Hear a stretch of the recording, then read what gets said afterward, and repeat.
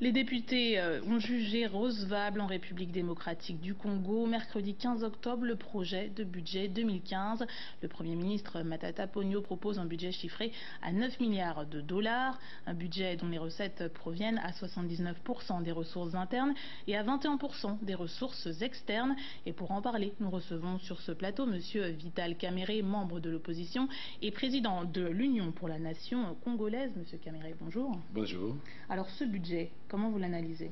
D'abord, ce budget est inconstitutionnel, présenté par un gouvernement démissionnaire qui expédie les affaires courantes depuis une année. Ce budget, comme le budget précédent, ne va pas être exécuté dans le respect de la loi des finances.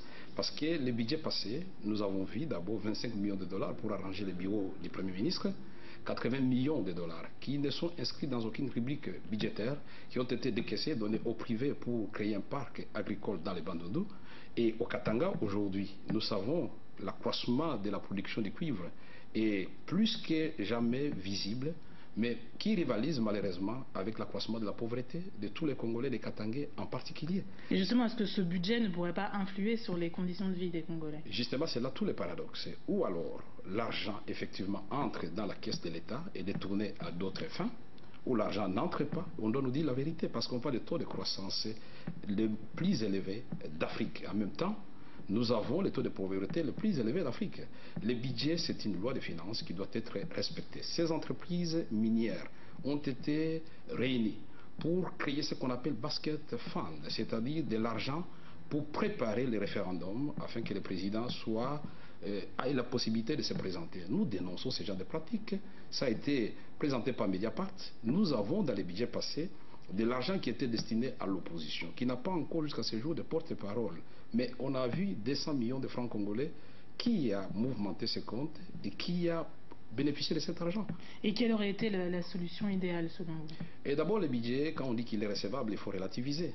Il a été réussi ou accepté par certains députés de la majorité présidentielle, puisque l'opposition dans son ensemble avait claqué la porte, parce qu'il fallait d'abord sur le plan juridique que le gouvernement se mette en ordre, c'est-à-dire que le président prenne une ordonnance pour reconduire le Premier ministre Matata ou nommer notre Premier ministre.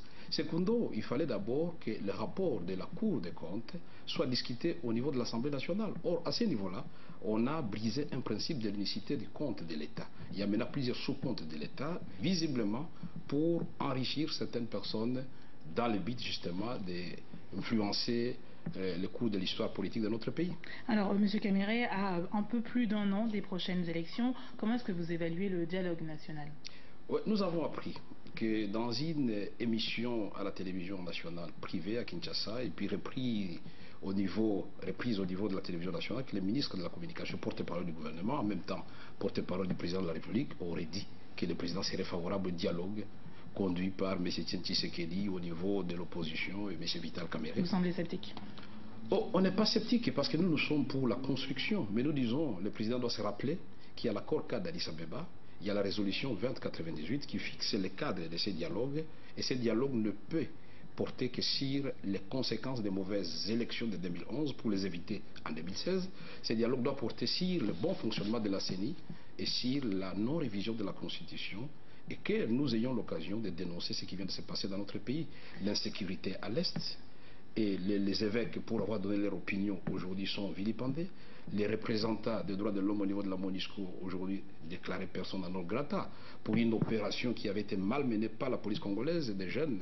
Au lieu de les encadrer, on a voulu nettoyer la capitale des jeunes désœuvrés. Et nous dénonçons cela. Monsieur Scott Campbell a fait une déclaration qui traduit la réalité. On devait poursuivre plutôt les gens qui sont cités dans ce rapport. Et M. Kamerhe, je vous remercie. Je rappelle que vous êtes membre de l'opposition et président de l'Union pour la nation congolaise. Merci.